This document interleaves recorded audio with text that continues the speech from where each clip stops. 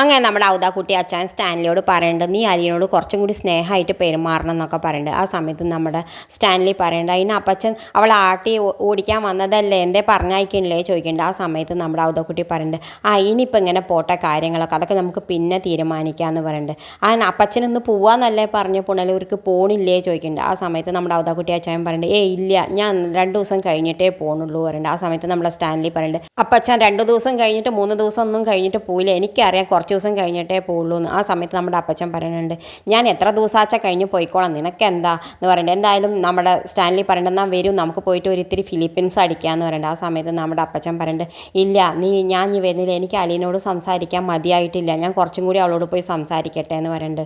നമ്മുടെ സ്റ്റാൻലിയോട് പറയുന്നുണ്ട്, നീ കുറച്ച് മദ്യപാനമൊക്കെ കുറയ്ക്കണം എന്ന് പറയുന്നുണ്ട്. ആ സമയത്ത് സ്റ്റാൻലി പറയുന്നുണ്ട്, ഞാൻ ആർക്കും വേണ്ടി അത് കുറയ്ക്കില്ല എന്ന് പറയുന്നുണ്ട്. ആ സമയത്ത് നമ്മുടെ അപ്പച്ചൻ പറയുന്നുണ്ട്, നീ കണ്ടോ, ചിന്നമ്മയാണെങ്കിൽ അവൾ നിൻ്റെ മദ്യപാനം മുഴുവൻ കുറച്ചിരിക്കും, അവൾ നിന്നെ വരച്ച വരയിൽ നിർത്തിയിരിക്കും എന്ന് പറഞ്ഞിട്ട് പോകുന്നുണ്ട്. എന്തായാലും സ്റ്റാൻലി അങ്ങനെ കേട്ടിട്ട് ഇങ്ങനെ നിൽക്കുന്നുണ്ട്. പിന്നെ കാണിക്കേണ്ടത് നമ്മുടെ ബബിതയും കൃഷ്ണമോള് രോഹിത്തും കൂടിയൊക്കെ ഗംഭീരമായിട്ട് അടുക്കളയിൽ പാചകം ചെയ്യുന്നുണ്ട്. ആ സമയത്ത് വൈജി ആണെങ്കിൽ ഇതിങ്ങനെ നോക്കിക്കൊണ്ട് നിൽക്കുന്നുണ്ട്. നമ്മുടെ ബബിതയും കൃഷ്ണമോളൊക്കെ രോഹിത്തിനോട് പറയുന്നുണ്ട്, ഏട്ടാ അതിൽ ഉപ്പ് മതിയെ നോക്കുന്നൊക്കെ പറഞ്ഞിട്ട് രോഹിത്തിൻ്റെ കയ്യിൽ കൊടുക്കുന്നുണ്ട്. എന്തായാലും ആ സമയത്ത് നമ്മുടെ ബബിത കളിയാക്കിയിട്ട് രോഹിത്തിൻ്റെ കയ്യിൽ ഒരു പപ്പടം കൊടുത്തിട്ട് പറയുന്നത്, ഇതിൽ ഉപ്പുണ്ടോ നോക്കുമെന്ന് പറയുന്നുണ്ട്. അവൻ ഇങ്ങനെ വായിൽ കടിച്ച് നിൽക്കുന്ന സമയത്ത് നമ്മുടെ ബബിത ഒറ്റ അടി അടിക്കുന്നുണ്ട്, അവൻ്റെ മുഖത്ത് മുഴുവൻ പപ്പടമുണ്ട്. എന്തായാലും നമ്മുടെ രോഹിത്ത് ബബിതയെ പിടിക്കാൻ ഓടുന്നുണ്ട്. രണ്ടാളും കൂടി നേരെ ചെല്ലുന്നത് നമ്മുടെ വൈജയുടെ മുന്നിലേക്കാണ്. വൈജയോട് ചോദിക്കുന്നുണ്ട്, ഇതെന്താ നിങ്ങൾ ഈ പണി ചെയ്യണം, അല്ലാതെ ഇവിടെ പണി സെർവൻസ് ഇല്ലല്ലോ അമ്മേ, പിന്നെ നമ്മളല്ലേ ചെയ്തേ പറ്റൂ, എന്തെങ്കിലും കഴിക്കണ്ടേ എന്ന് പറഞ്ഞിട്ട് നമ്മുടെ രോഹിത്ത്.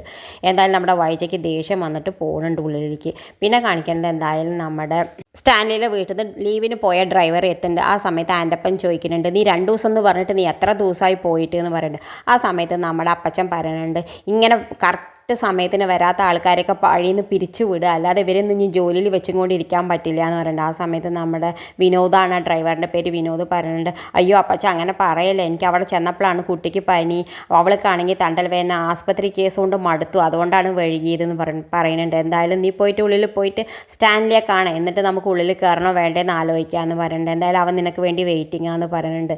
ആ സമയത്ത് നമ്മുടെ വിനോദ് ഉള്ളിലേക്ക് പോകുന്നുണ്ട്. പിന്നെ കാണിക്കേണ്ടത് എന്തായാലും നമ്മുടെ പൗലോസേട്ടൻ ഗംഭീര അടുക്കളയിൽ പാചകമാണ്. അവിടേക്ക് നമ്മുടെ വിനോദ് ഡ്രൈവർ ചെല്ലുന്നുണ്ട്. ആ സമയത്ത് നമ്മുടെ ഡ്രൈവറോട് പറയുന്നുണ്ട്, നമ്മുടെ പൗലോസേട്ടൻ ഇവിടേക്ക് ഒരു പുതിയ അതിഥി എത്തിയിട്ടുണ്ട്, ആരാന്ന് ചോദിക്കുന്നുണ്ട്. നമ്മുടെ സാറിൻ്റെ മകളാന്നാ പറയണത് എന്നൊക്കെ പറയുന്നുണ്ട്. കണ്ടിട്ട് എങ്ങനെയുണ്ട്, നല്ല കുട്ടിയാണ്, പക്ഷെ അവളെ കയ്യിലിരിപ്പ് മഹാമോശമാണ് എന്ന് പറയുന്നുണ്ട്. അവളിപ്പോൾ എവിടെ, മഹാറാണിയായിട്ട് ഉള്ളിലിരിക്കുന്നുണ്ടാവും, അല്ലെങ്കിൽ ആ പട്ടികളുടെ അടുത്ത് ഉണ്ടാവും. ആ പട്ടികൾ നമ്മളോട് പോലും അനങ്ങണില്ലല്ലോ, പക്ഷെ അവളോട് നല്ല ഇണക്കാണെന്നൊക്കെ പറയുന്നുണ്ട്. എന്തായാലും പിന്നെ കാണിക്കണത് നമ്മുടെ വിനോദ് പറയുന്നുണ്ട്, ഞാൻ പോയിട്ട് ഡ്രസ്സൊക്കെ മാറ്റിയിട്ട് പറഞ്ഞ് ഉള്ളിൽ പോകുന്നുണ്ട്. പിന്നെ കാണിക്കുന്നത് അപ്പുറത്ത് നമ്മുടെ ബാലചന്ദ്രൻ വരുന്നുണ്ട്. ബാലചന്ദ്രൻ വരുന്ന സമയത്ത് നമ്മുടെ വൈജ പറയുന്നുണ്ട്, ഞാൻ തിങ്കളാഴ്ച മുതൽ ബാങ്ക് പോകാൻ തുടങ്ങുകയാണെന്ന് പറയുന്നുണ്ട്. അതിന് ഞാൻ എന്താ വേണ്ടതെന്ന് ചോദിക്കുന്നത് നമ്മുടെ ബാലചന്ദ്രൻ.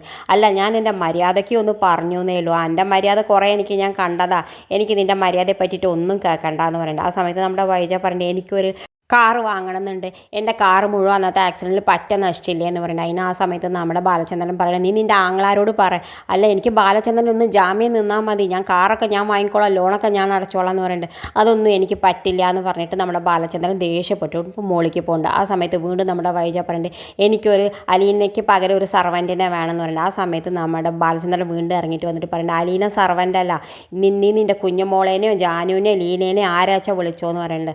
ആ സമയത്ത് നമ്മുടെ വൈജ പറയുന്നുണ്ട്, ഞാൻ എന്തെങ്കിലും ഒന്ന് പറഞ്ഞ് എന്തിനാ അങ്ങനെ ദേഷ്യപ്പെടണമെന്ന് പറഞ്ഞിട്ട്, ഇപ്പം തൽക്കാലം ഈ വീട്ടിൽ ഒരു സർവൻറ്റും വേണ്ട, എൻ്റെ മക്കൾ എല്ലാ ജോലിയും ചെയ്തോളൂ എന്ന് പറയുന്നുണ്ട്, നിനക്ക് വേണമെങ്കിൽ നീ സർവൻറ്റിനെ വെച്ചോ, നീ പൈസ കൊടുത്തോ എന്ന് പറഞ്ഞിട്ട് നമ്മുടെ ബാലചന്ദ്രൻ ദേഷ്യപ്പെട്ട് പോകുന്നുണ്ട്. നമ്മുടെ വൈജയ്ക്കാണെങ്കിൽ പിന്നെയും ദേഷ്യം വന്നിട്ട് നിൽക്കുന്നുണ്ട്. പിന്നെ കാണിക്കേണ്ടത് നമ്മുടെ പൗലോസേട്ടൻ ഇങ്ങനെ ഫോൺ നോക്കിയിരിക്കുന്ന സമയത്ത് അവിടേക്ക് വീണ്ടും വിനോദ് ഡ്രൈവർ വരുന്നുണ്ട്.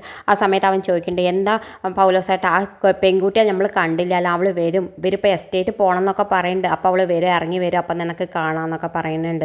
എന്തായാലും നമ്മുടെ വിനോദിന് ഇങ്ങനെ വർത്തമാനം പറഞ്ഞുകൊണ്ടിരിക്കുമ്പോൾ സമയത്ത് നമ്മുടെ ആൻ്റപ്പനും വരുന്നുണ്ട്. ആൻ്റപ്പനും പറയുന്നുണ്ട്, നമ്മുടെ അപ്പച്ചൻ അവളെ ഓടിക്കാൻ വേണ്ടിയിട്ടാണ് വന്നത്, പക്ഷെ ഇപ്പം എന്താ ചെയ്യുക, അപ്പച്ചനും ഇപ്പോൾ അവരുടെ ടീമായി, അച്ഛനും മകനും എന്താ പറ്റിയെന്നറിയില്ല, അവർക്ക് രണ്ടാൾക്കും വട്ടാണ് തോന്നുന്നു എന്നൊക്കെ പറയുന്നുണ്ട്. എന്തായാലും നമ്മളെല്ലാവരും ഈ ഡ്രൈവർമാരിങ്ങനെ വർത്തമാനം പറഞ്ഞിരിക്കുന്ന സമയത്ത് അവിടേക്ക് നമ്മുടെ ഔദാക്കുട്ടി അപ്പച്ചനും വരുന്നുണ്ട്. അപ്പച്ചൻ പറയുന്നുണ്ട്, എന്താണ് അവിടെ ഗൂഢാലോചന, ഒന്നുമില്ല അപ്പച്ച, നിങ്ങൾ അവളെ ഓടിക്കാൻ വേണ്ടിയിട്ട് വന്നിട്ട് ഇപ്പോൾ എന്താ പറ്റിയെന്ന് പറഞ്ഞിട്ട്, ഞാൻ അവളെ ഓടിക്കണം വേണ്ടത് ഞാൻ തീരുമാനിച്ചോളാം എന്ന് പറയുന്നുണ്ട്. അപ്പച്ച നാട്ടിലുള്ളവരൊക്കെ എന്തൊക്കെ പറയുമെന്ന് ചോദിക്കുന്നുണ്ട് നമ്മളെ പൗലോസേട്ടൻ. നാട്ടിലുള്ളവർ എന്താ വെച്ചാൽ പറഞ്ഞോട്ടെടാ, നമുക്ക് എന്താന്നൊക്കെ പറയുന്നുണ്ട്. ഞാനിപ്പോൾ അവളെ തൽക്കാലം എവിടേക്കും പറഞ്ഞയക്കാൻ ഉദ്ദേശിക്കണില്ല എന്ന് പറയുന്നുണ്ട്. നീ നിൻ്റെ മകളെ വേണമെങ്കിൽ എവിടെ വെച്ചാൽ കൊണ്ടാക്കിക്കോ, ഞാൻ അവളെ എവിടേക്കും കൊണ്ടാക്കണില്ല എന്ന് പറഞ്ഞിട്ട് ഉള്ളിലേക്ക് പോകുന്നുണ്ട്. എന്തായാലും പിന്നെ കാണിക്കേണ്ടത് നമ്മുടെ അപ്പച്ചൻ ഒരുങ്ങി നിൽക്കുന്നുണ്ട്. എന്നിട്ട് ആൻ്റപ്പ എന്ന് വിളിക്കുന്നുണ്ട്. ആ സമയത്ത് ആൻ്റപ്പൻ ഓടി വരുന്നുണ്ട്. എന്താന്ന് ചോദിക്കുന്നുണ്ട്. ഞാൻ ഒരുങ്ങിയിട്ടുണ്ട്, നീ പോയിട്ട് ആ കൊച്ചിനോട് പറ എസ്റ്റേറ്റ് കാണാൻ ഒരുങ്ങി വരാൻ പറ, ഞാൻ വിളിക്കുന്നുണ്ട് എന്ന് പറയാമെന്ന് പറയുന്നുണ്ട്. എന്തായാലും ആൻ്റപ്പൻ പോയിട്ട് നമ്മുടെ അലീനയെ കൂട്ടിക്കൊണ്ട് വരുന്നുണ്ട്. അലീന നല്ല ഡ്രസ്സിലൊക്കെ വരുന്നുണ്ട്. ആ സമയത്ത് അലീനോട് പറയുന്നുണ്ട്, നമുക്ക് മോളെ ഒന്ന് എസ്റ്റേറ്റ് കാണാൻ പോകാം, നിനക്ക് അറിയണ്ടേ അവന് എന്തൊക്കെ സ്വത്തുണ്ട് എന്നൊക്കെ നിനക്ക് അറിയണ്ടേ ചോദിക്കുന്നുണ്ട്. ആ സമയത്ത് നമ്മുടെ അലീന പറയുന്നുണ്ട്, അപ്പച്ചാ എനിക്കൊന്നും അറിയണ്ട, ഞാൻ അതൊന്നും ആഗ്രഹിച്ചിട്ടല്ല അങ്ങോട്ട് വന്നതെന്ന് പറയുമ്പോൾ, എന്തായാലും നീ ഇതുവരെ എങ്ങനെ കഴിഞ്ഞു എന്ന് എന്തെങ്കിലും ആവട്ടെ മോളെ, ഇനി മുതലെങ്കിൽ നീ സുഖമായി കഴിയണ്ട, നിനക്ക് അറിയണം എന്നൊക്കെ പറയുന്നുണ്ട്. നമ്മുടെ അലീന ചിരിക്കുന്നുണ്ട്. എന്തായാലും വീണ്ടും ആൻ്റപ്പനെ വിളിക്കുന്നുണ്ട്. ആൻ്റപ്പനോട് പറയുന്നുണ്ട്, നീ പോയി സ്റ്റാൻഡിലെ വിളിച്ച് കൊണ്ടുപോകാൻ, ഞങ്ങൾ രണ്ടാളും ഇവിടെ റെഡി ആയിട്ടിരിക്കേണ്ടതെന്ന് പറയാൻ പോയി എസ്റ്റേറ്റ് കാണാമെന്ന് പറയുന്നുണ്ട്. എന്തായാലും വീണ്ടും ആൻ്റപ്പൻ പോയിട്ട് നമ്മുടെ സ്റ്റാൻഡിലേനും വിളിക്കാൻ പോകുന്നുണ്ട്. പിന്നെ കാണിക്കേണ്ടത് നമ്മുടെ വിനോദ് ഡ്രൈവർ മുഴുവനെ ജീപ്പ് മുഴുവനെ വൃത്തിയാക്കിയിട്ട് ഒക്കെ ഫിറ്റാക്കുന്നുണ്ട്. അവർക്ക് യാത്രയ്ക്ക് പോകാൻ വേണ്ടിയിട്ട് റെഡിയാക്കുന്നുണ്ട്. ആ സമയത്ത് നമ്മുടെ വിനോദ് വീണ്ടും ചോദിക്കുന്നുണ്ട്, ആ പെൺകുട്ടിയെ കണ്ടില്ലല്ലോ, ഇപ്പോൾ വരും പെൺകുട്ടി എന്ന് പറയുന്നുണ്ട് നമ്മുടെ ആൻ്റപ്പൻ. എന്തായാലും ഫുള്ള് ക്ലീൻ ആക്കിയിട്ട് വണ്ടി വെക്കുന്നുണ്ട്. ആ സമയത്ത് നമ്മുടെ സ്റ്റാൻലി ആണെങ്കിൽ ഇറങ്ങി വരുന്നുണ്ട്. സ്റ്റാൻലി ഇറങ്ങി വന്നിട്ട് ചോദിക്കുന്നുണ്ട്, വണ്ടിയൊക്കെ ഫിറ്റല്ലേ ചോദിക്കുന്നുണ്ട്. ആ ഫിറ്റാണെന്ന് പറഞ്ഞിട്ട് സ്റ്റാൻലി മുന്നിൽ കയറുന്നുണ്ട്. മുന്നിൽ കയറുന്ന സമയത്ത് നമ്മുടെ അലീനയും അപ്പച്ചനും സമയത്ത് മെല്ലെ ഇറങ്ങി വരുന്ന സമയത്ത് നമ്മുടെ വിനോദ് അവളെ കണ്ണെടുക്കാതെ നോക്കുന്നുണ്ട്. കാരണം അലീനയെ കാണാൻ നല്ല ഭംഗിയുണ്ടായിരുന്നു. അതുകൊണ്ട് ഇങ്ങനെ നോക്കിക്കൊണ്ടേ നിൽക്കുന്നുണ്ട് നമ്മുടെ ഡ്രൈവർമാർ. എന്തായാലും നമ്മുടെ അലീനയും അപ്പച്ചനും ഇറങ്ങി വന്നിട്ട് കാറിൽ കയറുന്ന സമയത്ത് അപ്പച്ചനോട് മുന്നിലിരിക്കാൻ പറയുന്നുണ്ട് നമ്മുടെ അലീന. ആ സമയത്ത് നമ്മുടെ സ്റ്റാൻലി പറയുന്നുണ്ട്, അപ്പച്ചൻ ബാക്കിലിരുന്നോളൂ, നീ ഇതുവരെ കണ്ടിട്ടില്ല കാഴ്ചകളൊന്നും, അതുകൊണ്ട് നീ മുന്നിലിരിക്കാൻ പറയുന്നുണ്ട്. ആ സമയത്ത് വേണ്ട അപ്പച്ചൻ മുന്നിലിരുന്നോളൂ എന്ന് പറയുന്നത് നമ്മുടെ അലീന. അപ്പോഴേക്ക് നമ്മുടെ സ്റ്റാൻലിക്ക് ദേഷ്യം വന്നിട്ട്, ഞാൻ പറഞ്ഞത് നീ കേട്ടാൽ മതി എന്ന് പറഞ്ഞിട്ട് ദേഷ്യപ്പെടുന്നുണ്ട്. എന്തായാലും ആ സമയത്ത് അലീന മുന്നിലേക്കും വരുന്നുണ്ട്, അപ്പച്ചൻ ബാക്കിലേക്കും പോയിരിക്കുന്നുണ്ട്. ഇത് കാണിച്ചും കൊണ്ടാണ് ഇന്നത്തെ എപ്പിസോഡ് അവസാനിക്കേണ്ടത്. ഇതുപോലുള്ള എപ്പിസോഡ് വിശേഷങ്ങൾ നിങ്ങളുടെ മുന്നിൽ എളുപ്പത്തിലെത്താൻ ഈ ചാനൽ ഒന്ന് സബ്സ്ക്രൈബ് ചെയ്യാൻ മറക്കരുതേ.